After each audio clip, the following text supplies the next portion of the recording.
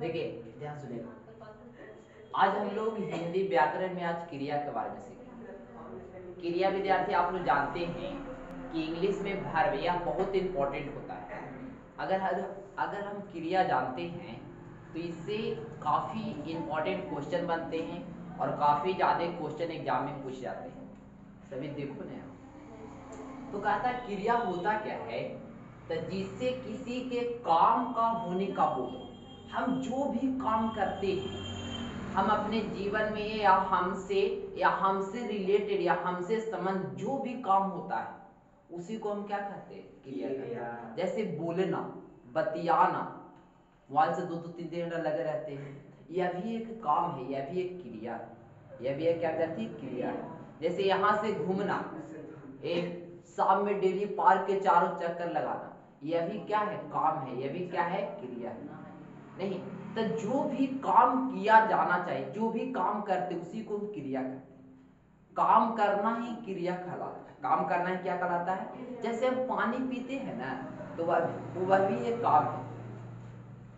जैसे हम बोलते हैं, आप लोग से बतियाते हैं, आप लोग चिल्लाते भी हैं, आप लोग शांत भी करना पड़ता है, आप लोग गधे भी हैं, तो भी आप लोग क्या है, संज्ञा है, क्रिया नहीं। तो जो भी काम करते हैं उसको क्या कहते हैं, जो भी काम किया जाता है उसी को हम कहते हैं, क्रिया कहते हैं। तो क्रिया को, जैसे मैं पटना जा रहा हूँ, तो जब मैं पटना जा रहा हूँ तब मैं भी एक काम कर रहा हूँ। जाने का काम हो रहा है कि नहीं हो रहा है, जाने का काम हो रहा है ना। तब मैं पटना जा रहा हूँ, यह भी एक कार्य है, यह भी एक क्या कार्य है। तो क्रिया को देखा जाता है तो क्रिया ऐसे मुख्तलिफ 2 प्रकार के होते हैं।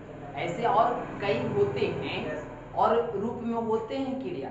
लेकिन अगर क्रिया एग्जाम में अगर पूछ दे कि बताइए क्रिया कितने प्रकार के होते हैं, ऐसे क्रिया को हम 4 को पढ़ाएंगे। लेकिन क्रिया जो मुख्तलिफ होते हैं विद्यार्थी, वह 2 होते हैं। कितने होते हैं, 2। याद रखिएगा, क्रिया मुख्तलिफ 2 होते हैं। एक सकर्मक क्रिया होते हैं, एक अकर्मक क्रिया होते हैं। एक सकर्मक क्रिया होते हैं, क्या होते हैं, अकर्मक क्रिया। तो सकर्मक क्रिया क्या होते हैं, ध्यान सुनिएगा। सकर्मक क्रिया में कि जिस क्रिया का फल कर्म पर पड़े। कर्म मतलब होता है विद्यार्थी ऑब्जेक्ट। ऑब्जेक्ट समझ रहे हैं ना, ऑब्जेक्ट क्या हो गया, जैसे वस्तु हो गया। ऑब्जेक्ट मतलब क्या हो गया, वस्तु। तो जिस क्रिया का फल कोई वस्तु पर हो, जैसे मैं गेंद से खेल रहा हूं। अगर कोई सवाल करेगा कि आप क्या चीज से खेल रहे थे, गेंद से, तो यहां पर एक कर्म आया कि नहीं आया, अरे कर्म आया ना कि आप क्या चीज से खेले, गेंद से खेले। मैं मुंह से बोल रहा हूं, मैक से भी कोई बोलते हैं नहीं, तो यहां पर ही बोले कि आप क्या चीज से बोल रहे थे, इतना मीठा आवाज, तो मुंह से बोल रहे नहीं। अब बोलेगा कि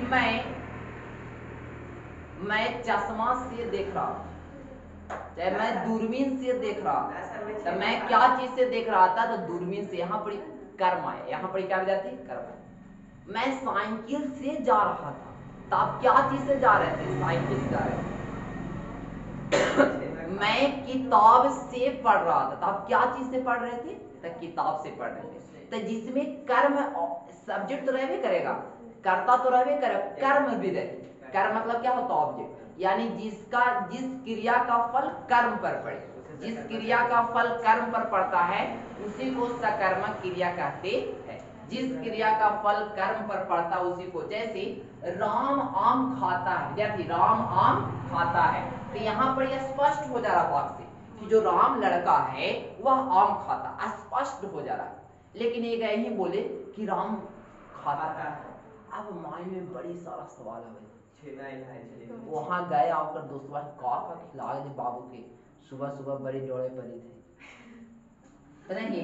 तो कहने का अर्थ है अकर्मक क्रिया किसे कहते हैं, तो जिस क्रिया का फल कर्ता पर पड़े। कर्ता मतलब होता है सब्जेक्ट, कर्ता मतलब क्या होता है, सब्जेक्ट। अब यहाँ पर देखिए खास नहीं है, राम खाता है, तो राम क्या खाता है, देखिए क्वेश्चन नहीं ना है, क्वेश्चन बढ़ रहा है, राम क्या खाता है।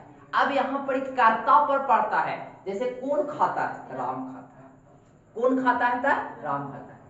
मैं बोलता हूं, कौन बोलता है, मैं बोलता हूं नहीं। मैं घूमता हूं, तो कौन घूमता है, मैं घूमता हूं। हम लोग देखते हैं, हम कौन